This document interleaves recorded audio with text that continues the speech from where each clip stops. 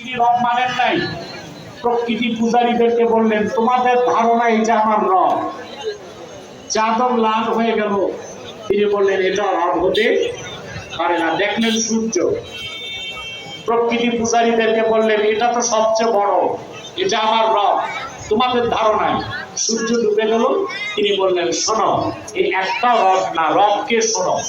ইন্নী ওয়াজ্জাহতু ওয়াজহিয়া লিল্লাযী ফাতারাস সামাওয়াতি ওয়াল আরদা হানিফান ওয়া মা আনা মিনাল মুশরিকিন।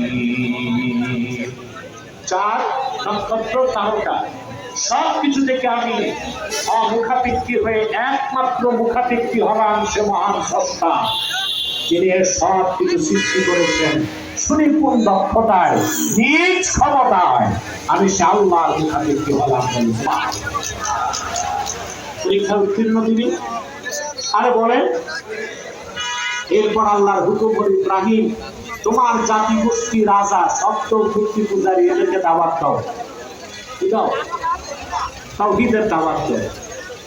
তিনি গেলেন, তাদেরকে তাওহীদের দাওয়াত দিলেন। এক পর্যায়ে তিনি তাদেরকে বুঝাতে ব্যর্থ হয়ে হযরত ইব্রাহিম বললেন তাল্লাহি ওয়া তাল্লাহি লাআকিদান্না আসনামাকুম বা'দা আন তুওয়াল্লু মুদবিরিন।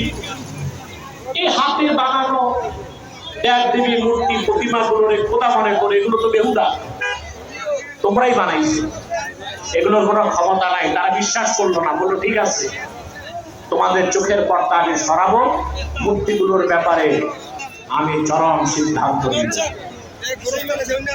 সুবহানাল্লাহ বিহামদিহি। কোরআন কারীম সাক্ষ্য দেয় শিরক আর মূর্তি ধ্বংসের ক্ষেত্রে হযরত ইব্রাহিম মানব জাতিকে শিক্ষা দিয়েছেন এক্সট্রিমিজম, চরমপন্থা।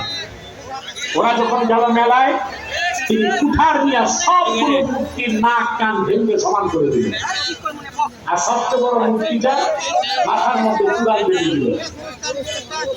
সব আসলো মেলা থেকে, এসে বললো এই কাজ করছে কে? এখন লোকজন বলতে লাগলো ক্বালু সামি'না ফাতান ইয়াযকুরুহুম ইউকালু লাহু ইব্রাহিম। এক যুবকের নাম আমরা শুনেছি, সেই মূর্তিগুলোর বিরোধিতা করে লোকেরা তাকে ইব্রাহিম বলে ডাকে। ডাকা হলো হযরত ইব্রাহিমকে। চিন্তা করেন, একজন মানুষ গোটা জাতি গোষ্ঠী ও রাজা সব বিরুদ্ধে, তিনি ভয় পেয়েছেন, চিন্তা করছেন। কারণ মানব জাতির নেতার মাধ্যমে আল্লাহ তাআলা মানব জাতিকে সংগ্রাম ও বিপ্লব শিক্ষা দিয়েছেন। সুবহানাল্লাহ বলবেন না? তিনি অকুণ্ঠে চিত্তে বললেন কে ভাঙছে? তিনি কৌশলে বললেন সবচেয়ে বড় যেটা সেই কাজ করছে, সবচেয়ে বড় যে সেই কাজ করছে। এখন সবচেয়ে বড় মূর্তি যেটা, ওইটার মাথায় তিনি বেঁধে রাখছেন কুড়াল। বলে তোমাদের যদি অবিশ্বাস আছে জিজ্ঞেস করো। তারা বললে কি কথা বলে নাকি? তো বললো কথাই যদি বলতে না পারে তো কার ইবাদত করো? সুবহানাল্লাহ।